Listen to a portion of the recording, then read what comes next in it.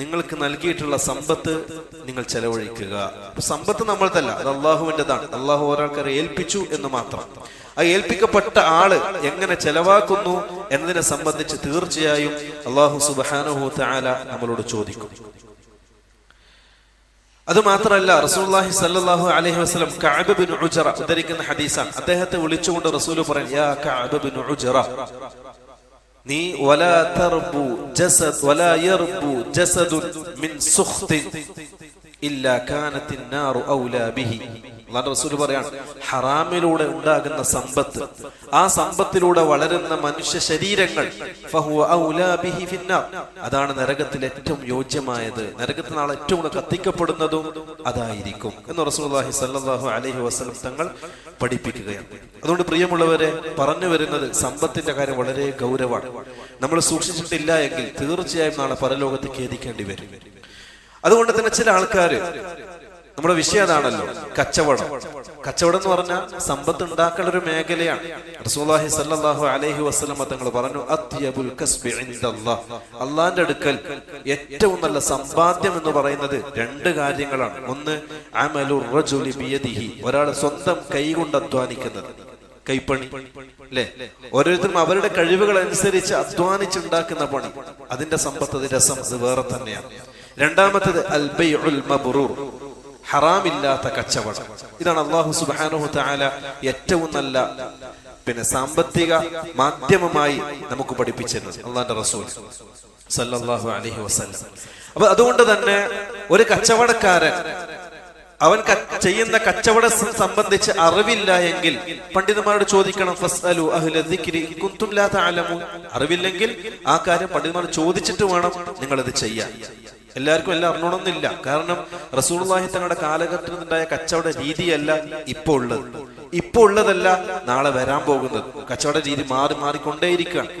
അതുകൊണ്ട് തന്നെ അറിവില്ലാത്ത കാര്യങ്ങൾ പണ്ഡിതന്മാരോട് ചോദിക്കുക. യഥാർത്ഥം ഇന്ന് സംഭവിച്ചുകൊണ്ടിരിക്കുന്നത് പണ്ഡിതന്മാരോട് ചോദിക്കൂല. കാരണം എന്താ, ചോദിച്ചു കഴിഞ്ഞ് പണ്ഡിതനായ ഏതെങ്കിലും ഒരാള് അത് പാടില്ല എന്ന് അങ്ങനെ ഫത്വ കൊടുത്താൽ അത് ബുദ്ധിമുട്ടാകുന്നത് കൊണ്ട് ചോദിക്കൂല. പിന്നെ കുറ്റക്കാരനല്ല എന്ന് പറഞ്ഞ് മാറിയിക്കും. പക്ഷേ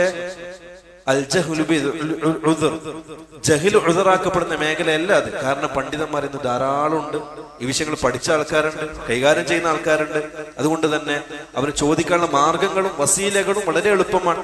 അതുകൊണ്ട് പണ്ഡിതന്മാർ ചോദിക്കുന്നത് നിർബന്ധമാണ്. അതിന് ചോദിക്കാതെയുള്ള കച്ചവടം ചെയ്താൽ കുറ്റക്കാരനാണ്. അറിവില്ല എന്ന് പറഞ്ഞത് കൊണ്ട് അള്ളാന്റെ കോടതിയിൽ നാളെ രക്ഷപ്പെടൂല. കാരണം എനിക്ക് ചോദിക്കാനും അറിയാനും പഠിക്കാനുള്ള അവസരങ്ങൾ ഈ കാലഘട്ടത്തിൽ ഒരുപാടുണ്ട്. ഇവിടെ നിൽക്കുന്ന മനുഷ്യന് സൗദിയിലെ പണ്ഡിതന്മാരെ ചോദിക്കാനുള്ള അവസരം ഇന്നുണ്ട്. ഫോമിൽ ചോദിക്കാൻ പറ്റും, വന്ന് ചോദിക്കാൻ പറ്റും. ദിവസങ്ങളോളം പണ്ഡിതന്റെ വേക്കിലെ കൂടി ആ മസല പഠിക്കാൻ കൊണ്ട് സാധിക്കും. അങ്ങനെയുള്ള ഒരു കാലഘട്ടത്തിൽ ചോദിക്കാതെ ഹറാം ചെയ്യുകയും എന്നിട്ട് അറിയില്ല എന്ന് പറയുന്നത് അത് അള്ളാന്റെ അടുക്കൽ സ്വീകാര്യമല്ല എന്നാണ് പണ്ഡിതന്മാര് വിശദീകരിക്കുന്നത്. അതുകൊണ്ട് തന്നെ കച്ചവടം ചെയ്യുന്ന ആള് രണ്ട് അസ്റ്റുകൾ സ്വീകരിക്കുക. ഈ രണ്ട് അസ്റ്റ് സ്വീകരിച്ചാൽ തന്നെ അവന്റെ കച്ചവടം ഹലാലാണ്. രണ്ടേ അസ്റ്റുകൾ. ഈ രണ്ട് കായികയാണ് നമ്മൾ എപ്പോഴും മുറുകെ പിടിക്കേണ്ടത്. നമ്മുടെ ജീവിതത്തിൽ സാമ്പത്തിക മേഖല ശുദ്ധീകരിക്കണമെങ്കിൽ രണ്ടേ കായിക, അത് മുറുകെ പിടിച്ചാൽ നമ്മൾ രക്ഷപ്പെടും. ഒന്നാമത്തെ കായിക ശ്രദ്ധിച്ചോ, മൻ തറക ശൈഅൻ ലില്ലാഹി, അല്ലാഹുവിന്റെ റസൂലിന്റെ ഹദീസാണ്. മൻ തറക ശൈഅൻ ലില്ലാഹി അവ്വദഹു അല്ലാഹു ഖൈറൻ മിമ്മാ തറക. ജീവിതത്തിലുടനീളം നമ്മൾ സ്വീകരിക്കേണ്ട ഒരു കായികയാണ്.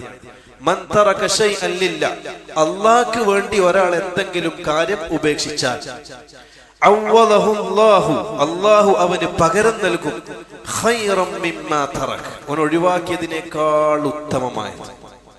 ഇതൊരു കായികയാണ്, കച്ചവടക്കാർ സ്വീകരിക്കേണ്ട കായികയാണ്. ഒരാൾ കച്ചവടം തുടങ്ങി 2-3 വർഷം നല്ല ലാഭമുണ്ട്, നല്ല കച്ചവടം, അദ്ദേഹത്തിന് കച്ചവടം വളർന്നു, സാമ്പത്തികമായി അദ്ദേഹം നല്ല ഉന്നതിയിലെത്തി. ആ സമയത്താണ് അദ്ദേഹം ഒരു ക്ലാസ് കേൾക്കുന്നത്. നിങ്ങൾ ചെയ്യുന്ന കച്ചവടം പലിശയുമായി ബന്ധപ്പെട്ടതാണ്, ഹറാമാണ്, പാടില്ലാത്തതാണ്. എന്ത് ചെയ്യണം? എന്ത് ചെയ്യും? ഈ കാലഘട്ടത്തിലെ മനുഷ്യന്മാരുടെ അവസ്ഥ വെച്ച് പരിഗണിക്കൂല. കാരണം കച്ചവടം നല്ല കച്ചവടമാണ്, നല്ല ലാഭമുണ്ട്.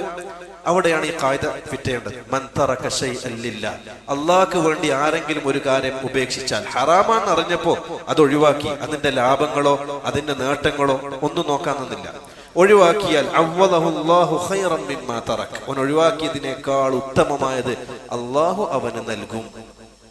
അതേപോലെ ചെറുപ്പക്കാരെ ശ്രദ്ധിക്കുക. ഇവിടെ ചെറുപ്പക്കാരുള്ളത് കൊണ്ട് ഞാൻ പറയാം, കച്ചവടം ബന്ധപ്പെട്ടതല്ല എങ്കിലും സാഹചര്യം അനുസരിച്ച് പറഞ്ഞെന്ന് മാത്രം.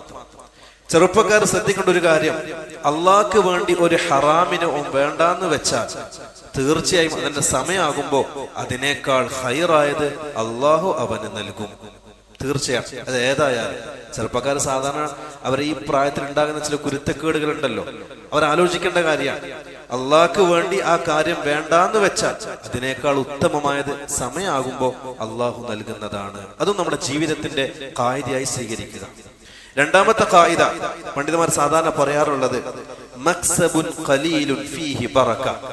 മക്സബുൻ ഖലീലുൻ ഫീഹി ബറക.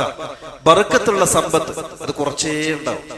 ബറക്കത്തുള്ള സമ്പത്ത് എത്ര കുറച്ചാണെങ്കിലും ഖൈറും മിൻ മകാസിബിൻ കുല്ലുഹാ വബാ.